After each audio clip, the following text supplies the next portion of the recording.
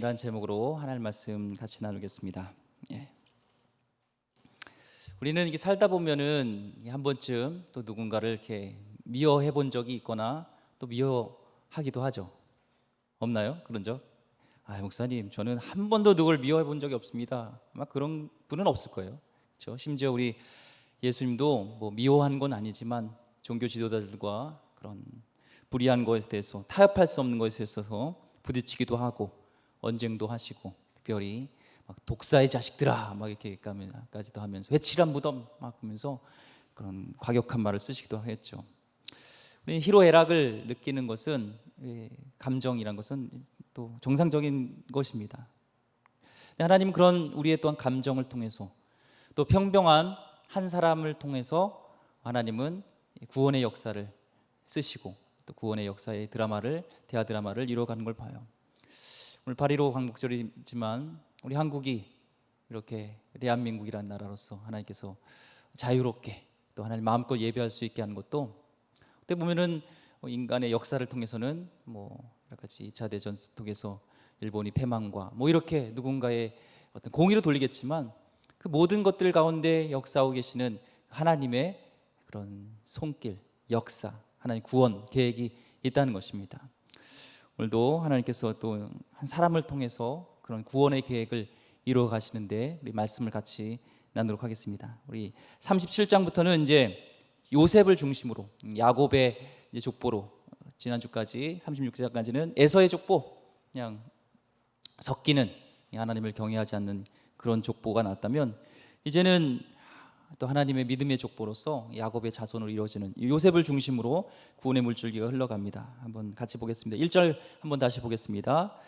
야곱이 가나안 땅 곧 그의 아버지가 거류하던 땅에 거주하였더니, 야곱이 지금 어디에? 이제 가나안 땅, 정확하게 얘기하면 이제 헤브론, 그의 아버지 아브라함 또 이삭이 머물렀던 곳에 이제 드디어 왔습니다. 자, 거류했다 또 거주했다, 이 단어가 좀 우리에게 생소할 수도 있는데, 이 원어적인 뜻을 보면 잠시 머무는 거예요. 그러니까 이 순례길을 행하다가 잠깐 머무는 것, 본향을 향해서. 어떻게 보면 하나님께서 말씀하신 약속하신 땅, 이제 헤브론 가나안까지 왔는데, 이 성경 저자는, 성경에서는 그들이 거기에 거류하였다, 거주하였다, 이렇게 머물고 있습니다. 우리 신앙의 여정은 그렇다는 거예요. 이 순례의 여정과 같아서 우리의 본향은 이 땅이 아니라는 거죠. 영원한 천국, 하나님 나라, 그곳을 향하여서 가는, 우리는 그 간 가운데 잠깐 머무는 그런 순례자라는 것입니다. 여러분이 갖고 있는 집이 너무 좋고 이 땅이 너무 좋아도 우리의 가야 할 곳은요, 천국이에요. 여기서 누구도 예외는 없습니다. 우리 본향은 결국에 하나님 나라로, 천국으로 우리 가야 되는 것이죠. 그럼 우리는 천국을 사모해야 되잖아요. 고향을 사모해야 되잖아요. 추석이 되고 명절이 되면 고향을 향해서 그렇게 막 수백만 명, 수천만 명이 그 고통 체중을 다 감수하면서 가는 게 뭐예요? 본향을 사모함으로 가는 것처럼 우리가 사모해야 될 곳은 아버지 있는 곳, 영원한 본향, 천국인 줄 믿습니다. 우리 시간도 마찬가지예요. 우리 돌아보면요, 이 땅에서는 이 순례의 길과 같았죠. 신앙의 여정인 것이죠. 내가 순간순간 내가 선택하고 내가 여기까지 온 것 같지만, 그 여정 가운데는요, 하나님의 돌보심이, 하나님의 이끄심이 있었습니다. 아브라함도 이삭도 야곱도요, 본인이 막 해서 막 도망가고 본인이 훔치고 한 것 같지만 여기까지 인도하셨던 분은 결국엔 하나님인 것처럼, 우리 삶도 돌아보면요, 하나님의 인도하심, 그 야곱을 이끌으셨던 하나님이 우리를 이끌고 계심을 우리는 경험하게 됩니다. 자, 하나님 인도하신 야곱의 순례의 길은요, 이 36장의 에서의 길과는 전혀 다릅니다. 에서는 하나님을 버리고 어디로 갔죠? 이 세일 땅으로 가버렸지만, 야곱은 늦었지만, 지금 늦은 나이지만 돌아서 결국에는 하나님을 선택하는 이 아버지 조상의 땅, 약속의 땅 헤브론까지 오게 된 것을 성경은 기록하고 있습니다.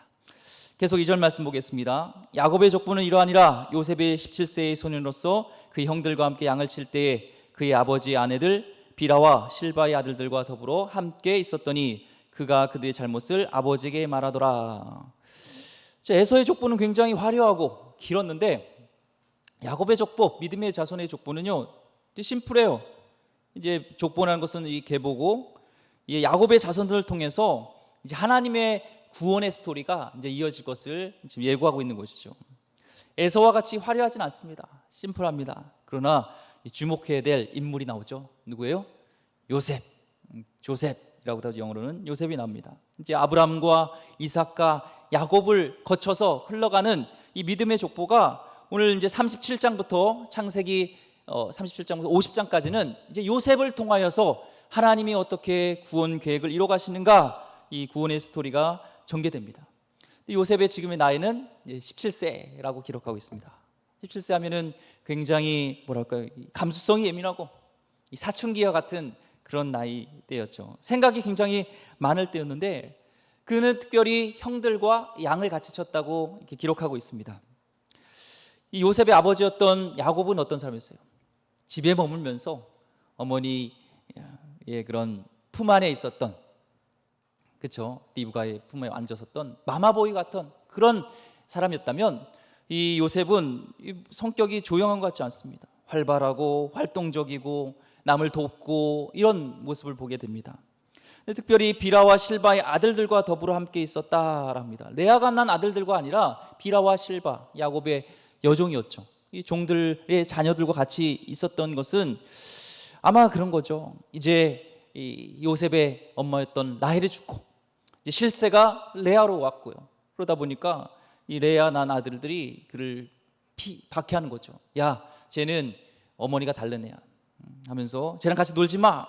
근데 종들의 아들들은 이 신분이 아무래도 종들의 아들들이다 보니까 차마 요셉을 거절할 수 없었고, 또 요셉은 또 이렇게 친화적인 그런 성격을 나타나는 것이 비라와 실바의 아들들과 함께 지냈다는 것을 오늘 말씀을 기록하고 있습니다. 아마 이제 라헬이 죽고 요셉의 형들은요, 특별히 레아가 난 형들은 요셉을 괴롭히고 심부름시키고 막 왕따시키고 괴롭혔을 것 같아요.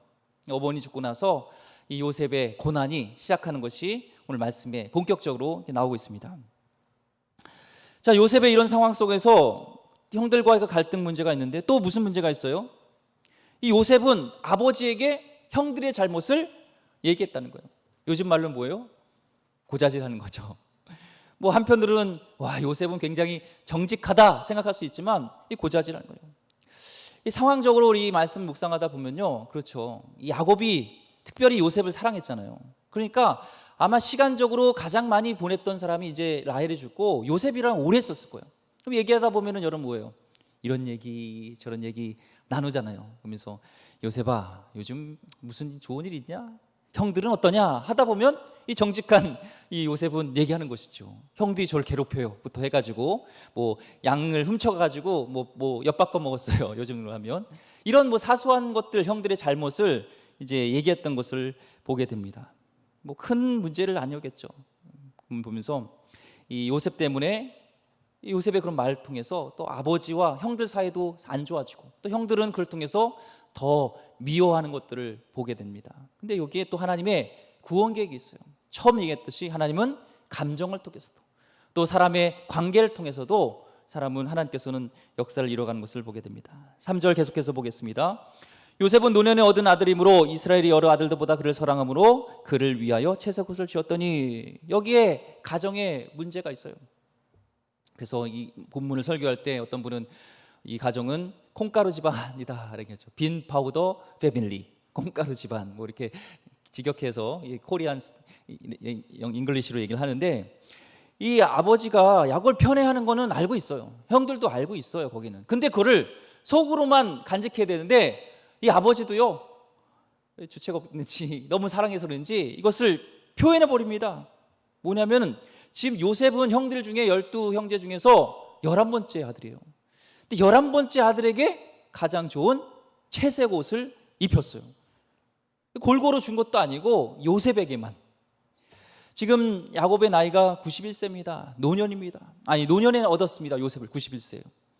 노년에 아들을 얻었으니 귀엽겠어요? 밉겠어요? 이쁘죠. 우리 할아버지 할머니 되신 분들 보면 손자들 이뻐요? 안 이뻐요? 이쁘잖아요. 이 자녀들보다 또 다르대요. 저는 아직 이 할아버지가 아니라서 모르지만 할아버지 할머니 되신 분면 이 손자들이요, 이 자녀들하고 너무 또 다르대요. 이쁘대요. 근데 이 지금 91세에 낳은 아들이니 자기 사랑하는 나를 통해서 낳은 아들이 얼마나 이쁘겠어요. 그것까지는 이해를 되는데 이 채색 옷을 줬다는 게 문제입니다. 채색 옷은요, 이 소매가 길어요. 이 긴 옷을 입고 일을 할 수 있겠어요? 못하겠어요? 못하죠. 형들의 미움 봐. 형들은 막 양치고 일을 해도 긴 옷 입고 무슨 일을 하겠어요? 또 이 채색 옷은 일반적으로 귀족이나 왕족들이 입던 옷입니다. 이 집안에서는 딱 두 사람만 입을 수 있어요. 가장이거나 이 가문을 이어갈 장남이에요. 근데 지금 요셉은 11번째 아들인데 이 채색 옷을 입혔으니 이 장남형 루벤부터 쭉 형들이 볼 때 안 그래도 지금 형 아빠한테 고자질하고 라헬의 자녀라서 안 그래도 지금 미운 털이 박혔는데 형들이 참 좋아하겠죠. 아니죠. 형들이 이를 인해서 더 화가 납니다. 보통 화가 난 게 아닙니다. 지금요. 그래서 4절 말씀에 보니까 그의 형들이 아버지가 형들보다 그를 더 사랑함을 보고 이제 그를 본격적으로 더 미워하여 그에게 편안하게 말할 수 없었더라. 이제는 뭐 말하는 것도 편하게 안 합니다. 택택거리고 될 수 있으면 말도 안 섞고 이런 지금 사랑이죠. 아버지가요, 이 형들보다 요셉을 더 사랑했어요. 이 성경에 보면은 이 다른 말로 하면 이 편애잖아요. 편애. 이 편애하는 일들이 많습니다. 믿음의 자손이라고 하는데 믿음의 사람이라고 하는데도요 편애를 많이 해요. 아브라함도 마찬가지죠. 이삭과 이스마엘 중에서 누굴 더 사랑했어요? 이삭을 사랑했죠. 이스마엘을 내쫓잖아요. 물론 그런 사라의 말을 들어서 한 거지만 그 허락한 것도 결국엔 아브라함이에요. 편애했습니다. 그를 통해서 지금 중동의 이 갈등이 이스라엘과 이 갈등이 문제의 뿌리가 된 것이 바로 결국엔 아브라함의 이 편애에서 시작합니다. 이 편애로요 중동의 갈등이 시작됐죠. 편애가 빚은 겁니다. 그런데 그 편애로 자랐던 이삭도요 아들을 낳았어요. 쌍둥이래요. 하나님께서 큰 자가 작은 자를 섬기겠노라 했는데도요 이 이삭은 누굴 더 사랑했어요? 에서와 야곱 중에서 에서를 사랑했죠. 먹을 거 잘 갖다 주고 사냥 잘하고 터프한 에서를 더 사랑했고 또 이 이삭의 부인이었던 리브가는요 누굴 더 사랑했어요? 자기 품 안에 있었던 야곱을 더 사랑했던 편애의 가정입니다. 결국에는 뭐 장자권 이거 뺏는 것도 사실은 이 편애에 의해서 결국에는 이 형을 도망가야 됐고 형을 피해서 20년간 가족끼리 떨어져 살고 이런 문제들이 결국에는 그 뿌리에는 이 편애라는 거예요. 편애. 그래서 편애는요 결국에는 이 조직을 분선시키고 이 와해시키고 이 하나 되지 못하게 하는 것이죠.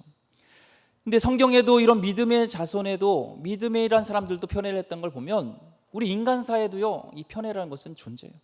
어떤 조직이든 편애는 있을 수 있습니다. 우리 인간의 한계입니다. 우리의 연약함입니다. 하나님은 어떠세요? 그러면요 하나님은 편애하세요? 예. 근데 성경을 보면요 하나님 편애하세요. 무슨 목사님 하나님 편애하세요? 편애하세요. 예를 들면요 99마리의 양이 있는데 잃어버린 한 양을 찾아서 떠나시는 그 잃어버린 한 양을 찾으시는 편애하시는 하나님을 보게 되고요. 10드라마크가 있는데요 잃어버린 한 드라마크를 찾기 위해서 등불을 켜고 찾으시는 그 하나님의 마음이요 성경에는요 기록되어 있습니다. 큰 아들이 있습니다. 그런데 아버지를 그런 자기의 유산을 몰려 달라는 것은 당시의 유산은 아버지가 죽을 때 주는 건데 빨리 죽으라는 거예요. 갔어요. 유산을 갖고 허랑방탕했습니다.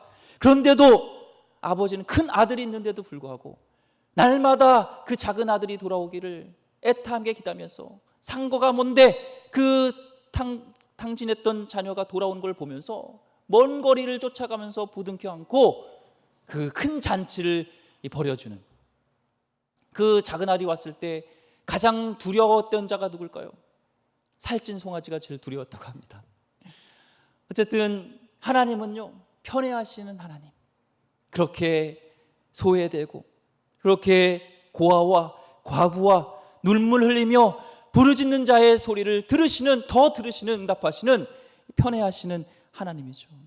인간의 편에는 이렇게 상처를 주지만, 그 편애로 인해서 여러 사람이 갈등을 일으키지만, 우리의 하나님은요, 그 편애로 인해서 사람의 상처를 주는 것이 아니라 오히려 더 상처가 필요한 그 자에게까지도 그 사랑으로 싸매주시고 감싸주시는, 채워주시는 우리 하나님인 것을 우리는 믿습니다. 하나님의 사랑은요, 무한한 사랑이기 때문에 그게 가능합니다. 온전한 사랑이기 때문에 가능하십니다. 생명까지 주시는 사랑이기 때문에 가능하시죠. 사실 이 십자가의 사랑도 편애 아닙니까? 어떻게 내 자식을 두고 그 자식을 버리면서까지 원수된, 죄인된 우리를 사랑하십니까? 편애가 아니고서는 어떻게 자기 자식을 버리는 부모님이 어디 있겠습니까? 하지만 우리 하나님은 편애하시는, 그렇게 나를 죽도록 편애하시는, 사랑하시는 하나님인 줄 믿습니다. 그 하나님의 사랑에 우리가 채워질 때요, 씻겨지지 않을 상처가 우리는 씻겨집니다. 아물지 않을 것 같은 상처가 아뭅니다. 그 사랑을 받으면요, 우리는 모두 다 그렇게 고백하게 되죠. 어떤 상처라도 봄눈 놓듯이 그 사랑에 우리는 다 상처도 녹아지게 되길 된 줄 믿습니다.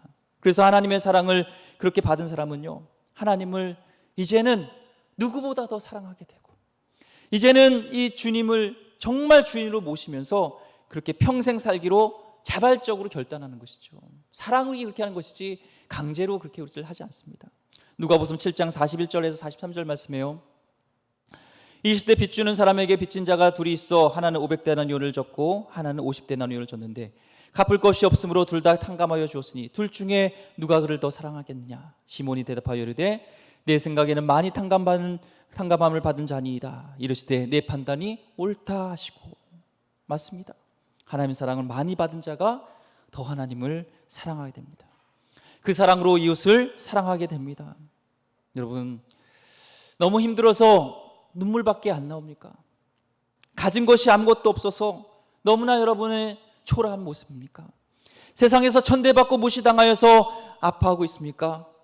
하나님께서는 그 자를 더 사랑하시는 자입니다. 하나님을 찾으시기 바랍니다.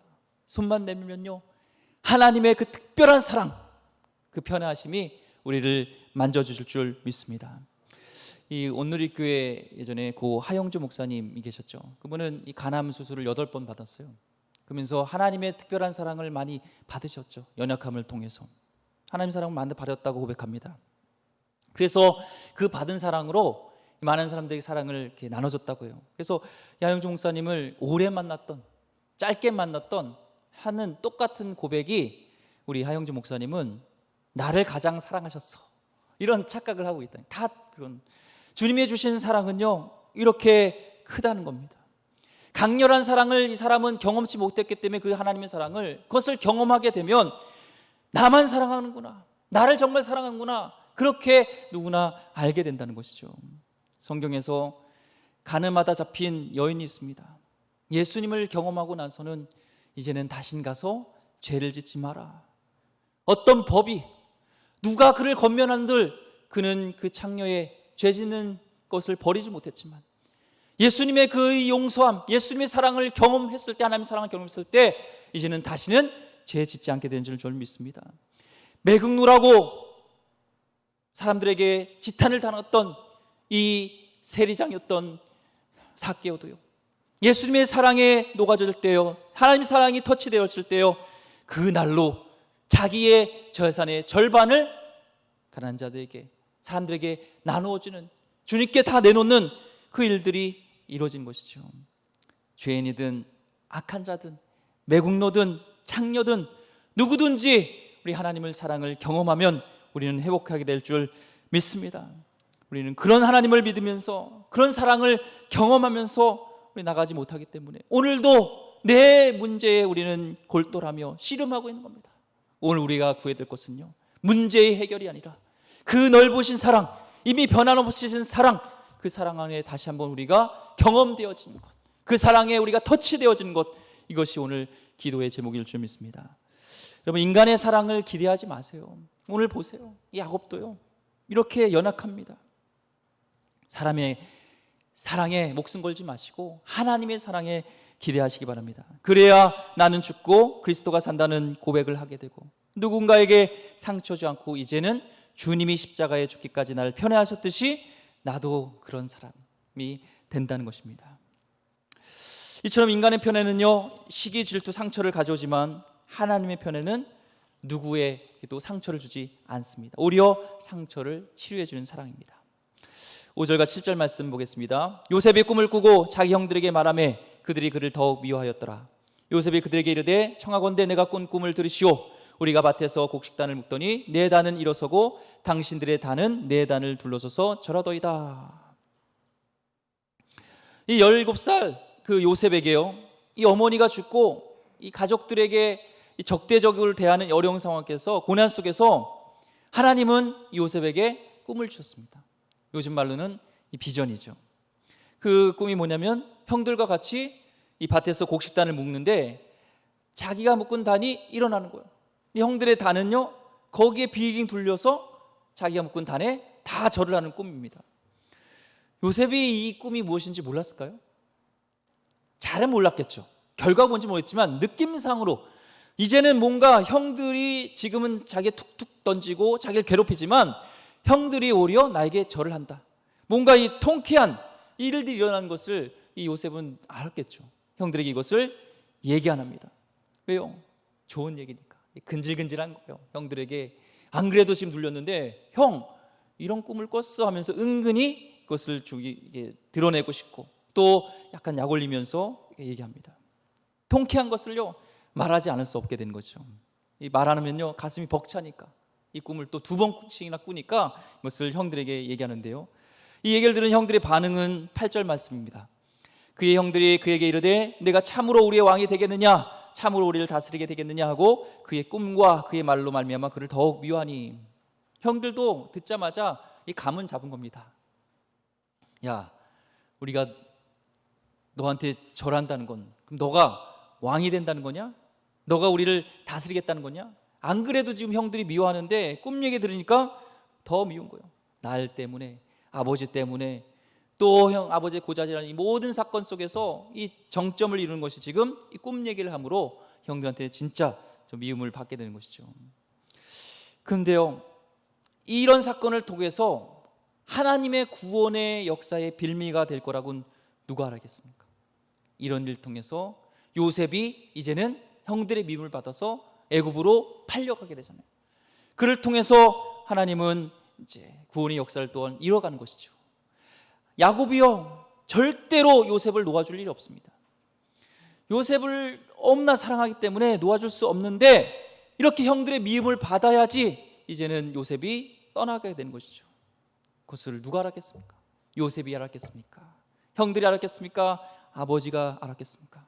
오로지 역사의 주관자 되신 하나님만 요셉을 통해서 지금은 미움받고 그 꿈으로 인해서 비전을 통해서 그가 팔림을 당하고 버림을 당하고 이런 어려움을 당하지만 그를 통해서 하나님이 구원하시는 놀라운 위대한 역사를 이루고 가신다는 것입니다. 우리는 손가락질 받고 우리 자녀들 가운데 혹시 천덕꾸러기가 있을지라도 모릅니다. 우리는 그 아이를 통해서 하나님의 위대한 역사가 이루어질지 우리는 모르는 겁니다. 그래서 함부로 속단하면 안 됩니다. 코로나 사태로 지금의 상황을 볼 때는 우울하고 안타깝지만 우리는 모릅니다. 이 시간을 통해서 하나님의 놀라운 또한 구원의 계획을 준비하고 계신지 우리는 모릅니다. 우리가 믿어야 될 것은, 신뢰할 것은 하나님을 신뢰하는 것이죠. 어쩌면 이 시대에 우리 그리스도인들이 요셉처럼 더 미움을 받게 된지 몰라요. 안 그래도 이 기독교라고 하는 건 사람들이 미워했는데 예배 드리는데 감염자가 나옴으로 인해서 또 막 더 미워지는 것들을 보게 됩니다. 딱 이 상황과 너무나 비슷한 것을 보게 됩니다. 하지만 이 미움을 통해서 교회가 다시 또 새로워지고 이 미움을 통해서 또 핍박을 통해서 또 하나님께서는 잃어버린 영혼들을 또 구원하시고자 하는 하나님의 놀라운 계획이 있을 거라고 저는 기대합니다. 왜요? 하나님은요 역사의 주관자시고 하나님은 선하시고 하나님은 항상 신실하시고 하나님은 사랑이시기 때문에 그렇습니다. 저는 그 하나님을 믿습니다. 그렇죠. 이런 절망적인 상황에서 누구를 믿겠습니까? 우리는 하나님을 신뢰합니다. 9절 말씀 보겠습니다. 요셉이 다시 꿈을 꾸고 그의 형들에게 말하여 이르되 내가 또 꿈을 꾼즉 해와 달과 11별이 내게 절하더이다 하니라. 형들에게 꿈 얘기를 또 하는데 태도가 바뀌지 않았습니다. 오히려 더 핀잔을 듣죠. 그럼 네가 우리를 다스리겠냐? 이 요셉의 꾼 꿈은 다른 말로 이 비전이라고 했습니다. 요셉은 이 비전 때문에 본인이 꾸려고 한 것도 아니고 본인이 가지려고 했던 것도 아니고 하나님이 주신 그 비전 때문에, 꿈 때문에 이스라엘인 고난을 겪게 되는 것이죠. 그런데요, 이 비전의 힘으로 그는 감옥에도 가고 나중에 보면 억울한 일을 당하고 이런 우겨쌈을 당하지만 그럼에도 불구하고 하나님이 주신 이 비전이 인해서, 꿈으로 인해서 그 역경들을 헤쳐나가게 된다는 겁니다. 비전이 있는 사람은요, 그 비전이 현실로 이루어질 때까지 고난 속에서도 비전이 주는 힘이 있다는 겁니다. 하나님의 비전은요, 결코 실패하지 않고 성취됩니다. 그래서 비전이 있으면요, 우리는 어떤 고난 속에서도 극복할 수 있다는 겁니다. 여러분에게도 비전이 있습니까? 하나님에 대한 꿈이 있습니까? 모든 열방이, 안 믿는 자들이, 주님을 몰라서 예배할 수 없는 그 영혼들이 주님을 알아서 주님을 예배하고 주님으로 기뻐할 그런 비전, 꿈, 하나님 나라가 정치, 경제, 사회, 문화 모든 곳에서 임하여서, 특히 교회에 임하여서 정말 하나님이 통치하시는, 하나님이 주인이라 고백하는 그런 나라가 이루기를 소망하면서 어렵고 힘든 가운데 그것을 묵상한 것이 아니라 하나님이 주신 비전을 갖고, 하나님이 주시는 그 사명을 가지고 여러분 나가시기 바랍니다. 비전이 우리를 이끌어갑니다. 비전이 고난을 이기게 한 것인 것이죠. 이 입을 열어서 또 비전을 얘기를 했더니요, 더 큰 고난을 겪습니다. 2번 꿈을 꾸게 하신 것은 확증, 그렇게 하겠다는 것이죠. 우리는 하나님이 주신 비전이 있으면요, 잠잠할 수 없습니다. 핍박이 있어도요, 잠잠할 수 없습니다. 예수를 모르는 자에게 지금 이 코로나 시대 때요, 증거한다는 것은 안 그래도 교회에 대한 인식이 안 좋은데 핍박을 각오하는 거죠. 하지만 내 안에 그런 복음에 대한 비전, 복음에 대한 열정이 있으면요, 우리는 잠잠할 수가 없죠. 요셉처럼요, 우리는 그렇게 못 산다는 겁니다. 자, 이번에는 해와 달과 11별이 절하는 꿈을 얘기합니다. 이번에는 옆에 있던 아버지도 이제 같이 그것을 들었어요. 10절 말씀 읽겠습니다. 그가 그의 꿈을 아버지와 형들에게 말하며 아버지가 그를 꾸짖고 그에게 이르되 내가 그 꿈이 무엇이냐? 나와 내 어머니와 내 형들이 참으로 가서 땅에 엎드려 내게 절하겠느냐? 이 가만 아버지가 들어보니까요, 기가 찬 거예요. 이 세상에 아버지가, 부모가 자식에게 절하는 것은 없습니다. 기가 차서 형들 앞이지만 꾸짖습니다.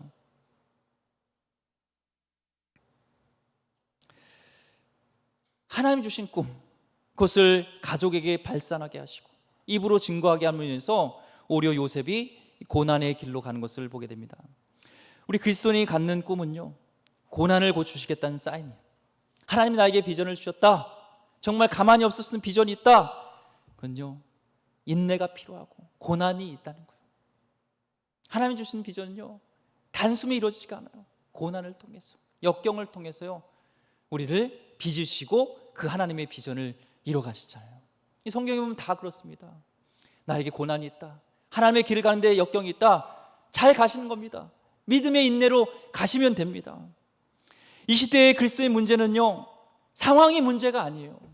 사실 우리 가운데 이 하나님의 꿈, 하나님의 비전이 없기 때문에 우리 가운데 이것이 역경과 고난으로 되지, 하나님의 비전이 있으면, 하나님의 꿈이 있으면요, 이렇게 형들이 핍박하고 부모가, 아버지가 핍박하고 짓궂이들어도요, 그걸 얘기하게 되고 가게 된다는 겁니다.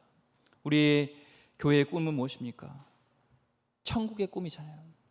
처음에 얘기했듯이 우리의 본향은 천국이잖아요. 근데 어느 순간 교회의 천국을 얘기하지 않습니다. 오히려 세상 사람보다 이 세속에서, 이 땅에서 잘 되는 것들을 얘기합니다. 아닙니다. 우리는 하늘나라에 대한 아버지가 계신 곳, 그것을 얘기해야 되고 그것을 꿈꾸게 해야 되는 줄 믿습니다. 사도 바울이요, 예수님을 믿기 전에는 오히려 예수를 믿는 자들을 박해하고 그들을 고난을 가했습니다. 근데 이제 예수님을 믿고 만나게 되어지고 하나님 주신 비전과 꿈이 발견될 때 이제는 이 사도 바울이 고난 속에 있었다는 거예요. 그것을 갈라디아서 4장 28절과 29절에 이렇게 얘기합니다. 형제들아, 너희는 이삭과 같이 약속의 자녀라. 너희는 이제 믿음의 자녀라는 거죠. 그러나 그 때를 육체를 따라 난 자가 성령을 따라 난 자를 박해한 것 같이 이제도 그러하도다. 육체를 따른 자는요, 이제 성령을 따른 자들을 박해합니다. 그때부터 2000년 이후에 바울에게는 이런 일이 일어났어요. 육체로 일어난 자들 때는 성령으로 난 자들을 박해했는데, 이제 성령으로 거듭나고 하나님의 구전과 꿈을 발견한 이후에는요, 이제는 육체 난 자로부터 박해가 끊임없이 존재했다는 겁니다. 하나님을 제대로 믿는 교회는요, 하나님 믿는 자들에게 고난이 있어요. 내가 잘못해서 하는 그런 고난이 아니에요. 베드로전서 4장 12절과 13절 말씀에도 얘기합니다. 사랑하는 자들아, 너희를 연단하려고 오는 불시험을 이상한 일 당하는 것 같이 이상히 여기지 말고 오히려 너희가 그리스도의 고난에 참여하는 것으로 즐거워하라. 이는 그의 영광을 나타내실 때 너희를 즐거워하고 기뻐하게 하려 함이니라. 그리스도의 고난에 참여하는 것, 그리스도의 비전에 참여하는 것은요, 그게 영광이 되는데 고난이 있다는 겁니다. 그동안 우리 한국교회는요, 우리 목회자를 비롯해서 하나님의 영광을 잘못 생각했죠. 수만 명 모이는 것, 많은 수가 모이는 것이 하나님의 영광이 생각했습니다. 근데 지금은요, 그것이 아니란 것이죠. 지금은 그럼 영광이 떠났나? 하나님의 영광이 아닙니다. 여전히 하나님은 교회된, 성도된, 하나님의 비전에 감염된, 하나님의 신실하게 믿고자 하는 자를, 고난이 있을지라도 그 비전을 통해서 하나님의 나라를 위해서, 하나님 복음을 위해서 힘쓰고자 하는 그 영혼을 통해서 하나님은 영광을 받으십니다. 여러분, 고난에 대해서 두려워하지 마세요. 하나님의 길을 가지 않고 비전이 없는 것이 우리에게 문제지, 하나님이 내 안에 비전이 주신다면 그 고난은 오히려 하나님의 영광이 될 줄 믿습니다. 가난도 고난도 여러 가지 우겨싸움도요, 그것은 문제가 되지 않는다는 것입니다. 교회가 그리스도를 인해서, 복음을 위해서 고난받는 건요, 당연한 거라고. 성경을 보세요. 하나님 말씀 보세요. 어디 그 형통을 그렇게 얘기하고 있는지 아닙니다. 아닙니다. 고난이 함께하는 겁니다. 요셉에게 주어진 두 번의 꿈을 발설하는 까닭이요, 입이 싸서가 아닙니다. 아니요, 발산해야 됩니다. 형들이 들어야 합니다. 그래서 이제 쫓김을 당해야 되는 것, 이것이 또한 하나님이 사용하시는 방법이에요. 우리가 생각하는 좋은 방법과 하나님 생각하시는 좋은 방법은 달라요. 오히려 하나님이 주신 비전 때문에 그 비전을 선포함으로 인해서 억울하게 쫓겨나게 된다는 겁니다. 여러분, 하나님의 비전 때문에, 하나님 때문에 혹시 억울하거나 쫓겨난 적이 있습니까? 그 갈대상자로 유명한 고 김영길 총장님 아시죠? 한동대 총장이셨던 그분이요, 원래는 그 나사 항공우주국인가요? 미국 거기서 총망 맞는 자였고, 또 한국의 카이스트 대학에서 그를 초청해가지고 그를 이제 은퇴까지 교수로 청빙했습니다. 그러니까 한마디로 그는 이제 뭐죠? 잘 된 거죠. 보장된 인생입니다. 근데 하나님이 이 비전을 주셨어요. 하나님이 총장이 되는 학교, 하나님이 경영하는 학교에 대한 이 한동대에 대한 비전을 주시고, 이 총장에 대한 것들을 갈 때 다 내려놓습니다. 그러면은 다 내려놓고 가면, 하나님 비전을 주셨으면 고난이 없어야 되잖아요. 근데 개교 후에요, 재정적인 어려움이 계속 심해서 이 교수님들이, 탁월한 교수님들이 자원에서 많이 오셨어요. 크리스찬 중에서 초청할 수 없는, 재정적으로 어려운데도, 그런데도 재정적으로 어려워서 그들의 월급도 주지 못하는 그런 상황들이 있었습니다. 개교 후에요. 근데 이 교육부에서 교육개혁 특성화 최우수 대학이 선정되면서 장려금을 받게 됐어요. 근데 교수하시던 분이니까 행정가, 경영가는 아니잖아요. 몰라가지고 당장 우리 교수님들, 이 지금 이 귀한데 이분들에게 뭔가 줘야 되는데 해서 이 장려금을요, 이 교수님들 월급으로 다 줬어요. 본인 월급이 아니라. 근데 이게 시설 정비에 사용해야 할 예산을 다른 도에 사면 이 불법이란 걸 몰랐습니다. 그래서 어떻게 돼요? 감옥에 가요. 참 아이러니하지 않습니까? 하나님의 비전을 땅에서 다 내려놨는데 오히려 하나님은 고난을 줬어요. 그것도 하나님을 위해서 선하게 일했는데 이런 억울한 일을 당합니다. 그런데요, 여기서 하나님이 일하십니다. 이 감옥에 간 사건이 알려짐으로 인해서요, 오히려 이 감옥에 있었던 53일 동안 후원금이요 수억 원이 더 들어왔어요. 그리고요 학생들이요 그 감옥소 앞에서 다 정비해가지고 스승의 은혜를 외치고 총장님 사랑합니다 라는 고백을 하게 되어지고, 그런 핍박 어려움 속에서 오히려 이분은 19년 동안 하늘나라 갈 때까지 그 사역을 감당하고 한동대를 하나님이 세우시는 학교로 세워가는 그 일들을, 비전을 이뤄가게 한다는 겁니다. 하나님은요 그런 일을 통해서, 하나님이 주신 비전을 통해서 고난을 주시지 않는 게 아닙니다. 역경이 있지만 하나님의 역사를 써가시는 분인 줄 믿습니다.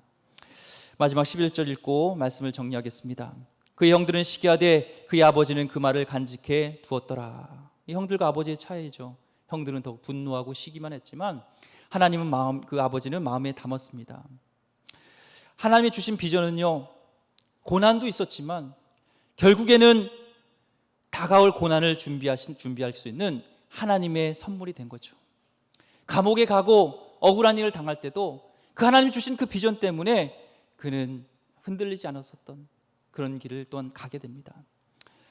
육신의 아버지가 준 채색 옷은요 눈에 보이는 건 화려하지만 오히려 갈등의 그런 요소가 되었지만, 하나님이 주신 꿈은요 눈에 보이지 않지만 그가 13년 동안 겪어야 될 고난 속에서도 그는 든든히 이어가는 그 하나님의 귀한 선물이 됩니다. 그렇습니다. 우리 자녀에게 사랑할 때 우리는 채색 옷을 주고 싶죠. 우리가 갖고 있는 것을, 많은 것을 주게 하고 싶죠. 하지만 진짜 우리 자녀에게 줄 선물은요 하나님 안에서 꿈꾸게 하는 겁니다. 하나님의 비전을 갖게 하는 것입니다. 얘야, 고난이 있고 역경이 있고 너가 실패가 있어도 하나님을 붙잡고 하나님이 주신 비전이 있으면 그것은 실패가 아니란다. 그 길을 가게 하는 것, 그것이 우리 자녀에게 줄 수 있는 가장 큰 귀한 선물 아니겠습니까? 이 신앙의 유산을 물려줄 수 있는 귀한 믿음의 부모님 되시기를 간절히 소망합니다. 오늘 같이 기도했으면 좋겠습니다. 여러분, 그렇습니다. 하나님은요 우리를 편애하십니다. 여러분이 그 고통 속에, 더 억울한 속에, 더 아픔 속에 있을 때 하나님 특별히 더 사랑하시는 은혜가 있다는 거예요. 오늘 다른 것 붙들지 마시고 사람 의지 마시고 하나님께 나가세요. 하나님은요 변함없으신, 십자가에서 자기 자신까지 죽기까지 편애하신 그 하나님은요 오늘도 변함없이 나와 동행하길 원하시고 지금도 임마누엘로 역사한 줄 믿습니다. 여러분, 꿈을 꾸길 원합니다. 성경을 보세요. 말씀을 보세요. 하나님의 말씀이 우리 가운데 임할 때 거기에 비전이 있고 꿈이 있고 우리는 고난이 있어도 이겨낼 수 있습니다. 꿈을 잃으면 안 됩니다. 영원한 또한 본향 천국을 우리 소망하는 우리의 꿈을 가져야 됩니다. 문제는 환경이 문제가 아니라 나에게 비전이 없음을, 하나님에 대한 비전이 없음을, 그것이 문제입니다. 비전을 위해서 기도하는 귀한 하나님 백성 되기를 주의 이름으로 축원드립니다. 기도하겠습니다. 하나님, 오늘도 우리에게 꿈을 주시는 하나님, 어느 순간 잃어버렸던 우리의 꿈을 다시 되찾길 원합니다. 나의 야망이 아닌 하나님 나라를 이루고 하나님의 영광을 위해 정말 다시 한번 교회가 쓰길 원합니다. 많은 사람들이 모이는 이것이 영광이 아니요, 하나님 정말 교회로서의 것들을 감당하고 내가 하나님 안에서 꿈을 꾸는, 하나님의 영광을 위해서 하나님을 사랑하는, 정말 모든 영혼이 주께 돌아오고자 하는 그 하나님의 비전을 이룬 하나님의 비전의 사람 다 되게 하여 주시옵소서. 귀하신 예수 그리스도의 이름으로 기도드립니다. 아멘.